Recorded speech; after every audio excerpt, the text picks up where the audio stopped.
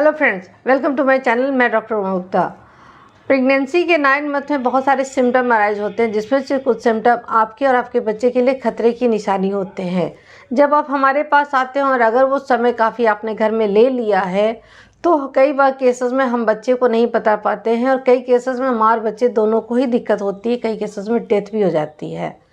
आज के वीडियो बनाने का मेरा उद्देश्य है कि हर प्रेग्नेंट महिला को ये पता होना चाहिए कि अगर उसकी बॉडी में ये सिम्टम आ रहे हैं तो वह जल्द से जल्द अपने नज़दीक के डॉक्टर से कंसल्ट जरूर करे। समय पर इलाज करने पर हम माँ और बच्चे दोनों को बचा लेते हैं। अगर आपको ये सिम्टम पता ही नहीं है, आप में से बहुत सी लड़कियां जो पहली बार प्रेग्नेंट होती हैं वो अपनी बॉडी पे इतना ध्यान नहीं देती या उन्हें इतना समझाया जाता है कि ये तो बहुत हल्का सा सिम्टम है, इससे कुछ नहीं होता है। बट वही सिम्टम आपकी और आपके बच्चे के लिए जानलेवा साबित हो सकता है।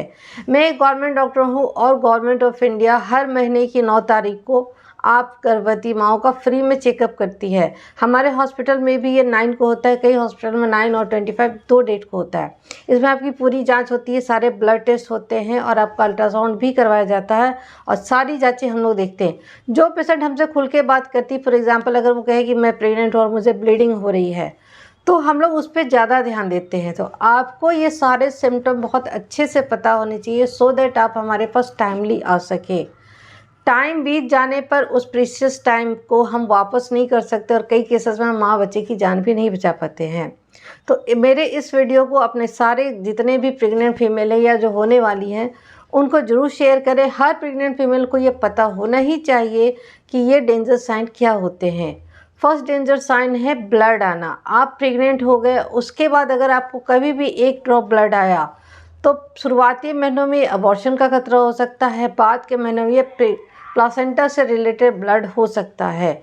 गर्भपात हो, गर्भस्राव हो या फिर अब्रेप्सियो प्लासेंटा हो, जैसे प्लासेंटा अपने जगह से हटने लगता है, या प्लासेंटा प्रीवियस जैसे प्लासेंटा नीचे रहता है, तो ये सभी चारों चीज़ें खराब है। आपको और आपके बच्चे को ब्लीडिंग की वजह से दिक्कत हो सकती है। शुरुआती अगर 6 हफ्ते में आपको पेट में दर्द होता है या ब्लीडिंग होती है या बहुत सीवियर दर्द हो रहा है, ब्लीडिंग नहीं भी हो रही, तो यहाँ इक्टोपिक प्रेगनेंसी रूल आउट करना बहुत ज़रूरी है और इस शुरुआत के 6 हफ्तों में ही रूल आउट हो जाता है।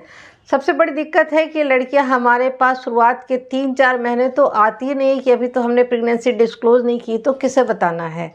बट आप जैसे ही अपना प्रेगनेंसी कंफर्म करें, एक अल्ट्रासाउंड जरूर कराएं सो दैट ये रूल आउट हो जाए कि single live intra uterine foetus है, यानी बच्चा आपका यूट्रस के अंदर है और एक है। अगर 2 बच्चे निकले दिक्कत हो सकती है। अगर आपको बहुत ज़्यादा वॉमिटिंग हो रही है, आपका पेट का साइज बहुत ज़्यादा बढ़ रहा है, कमजोरी बहुत ज़्यादा लग रही है, आपको पैर में सूजन बहुत ज़्यादा आ रही है, तो हो सकता है कि आपके पेट में 2 बच्चे हैं। 2 बच्चों के अपने बहुत सारे खुशियाँ और कंसर्न होते हैं कि इसे आगे कैरी कैसे करना है और आराम से इसकी डिलीवरी होगी या समय से पहले डिलीवर हो जाएगी, क्योंकि 2 बच्चे हैं। इसलिए पहला अल्ट्रासाउंड जितनी जल्दी कराएंगे आपको ये भी पता चल जाएगी कि आपका पहला एक ही बच्चा है या 2 बच्चा है। बच्चे की हलचल कब महसूस होना? 5वें-6ठे महीने में आपको पहली बार बच्चे की हलचल महसूस होना शुरू हो जाती है। अगर आपकी प्रीवियस पहले से प्रेगनेंसी है तो आपको 5वें महीने में ही पता चलनी शुरू हो जाएगी। घर में बच्चे की हेल्थ पे ध्यान रखने के लिए मूवमेंट काउंट करना बहुत इजी चीज़ है और सबसे सिंपल चीज़ है कि बच्चा मेरा घूम रहा है नहीं, एक्टिव है या नहीं।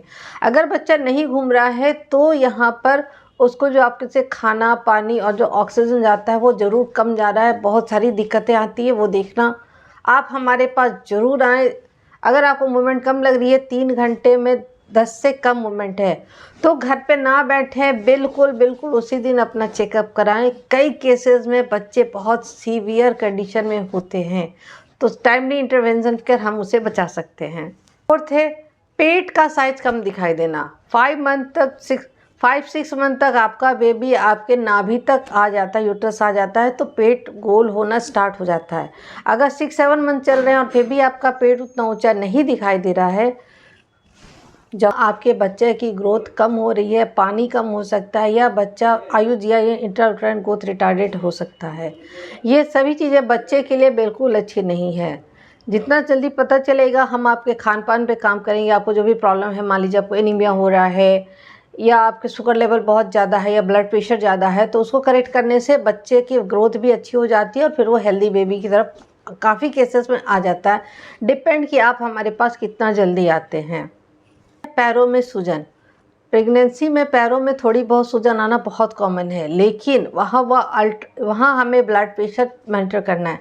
आप हमारे पास जब हर मंथ आते हैं तो हर मंथ हम आपका ब्लड प्रेशर और शुगर फ्री में देखते हैं। इससे क्या होता है कि ब्लड प्रेशर अगर कंट्रोल में है और उसके साथ सूजन आ रही है तो कोई घबराने की बात नहीं है। लेकिन अगर ब्लड प्रेशर भी कंट्रोल नहीं है और सूजन भी बहुत ज़्यादा है तो यह प्री इक्लेम्पसिया हो सकता है, यानी बाद में इस तरह में पेशेंट को झटके आने शुरू हो जाते हैं। और अनफॉर्चुनेटली कई केसेस मैंने मरते हुए भी देखे हैं लड़कियों के, क्योंकि वो हमारे पास बहुत लेट में आती हैं। पैरों में सूजन है, अपना ब्लड प्रेशर ज़रूर चेकअप कराएं। आपका वज़न बहुत ज़्यादा बढ़ रहा है तो अपना शुगर लेवल ज़रूर कराएं। ये भी हम हर मंथ बिल्कुल फ्री में करते हैं। इसलिए महीने की जो जांच मैं बता रही हूँ, 9 महीने को हर गर्भवती की जांच भारत सरकार फ्री में करवाती है, वो ज़रूर करें सो दैट आपका शुगर लेवल आपको पता। अगर आपका शुगर लेवल ज़्यादा है तो उसके अनुसार हम लोग दवाइयाँ देंगे, आपका डाइट बताएंगे, आपको मॉनिटरिंग में रखेंगे, जिससे आप और आपका बेबी ब्लड शुगर ज़्यादा होने वाले से जो प्रॉब्लम होती है उससे बच सके। आई होप आपको आज का वीडियो काफ़ी अच्छा लगा। इसे अपने फैमिली और फ्रेंड्स में शेयर ज़रूर करें और मेरे चैनल को सब्सक्राइब ज़रूर करें। मिलते हैं नेक्स्ट वीडियो में।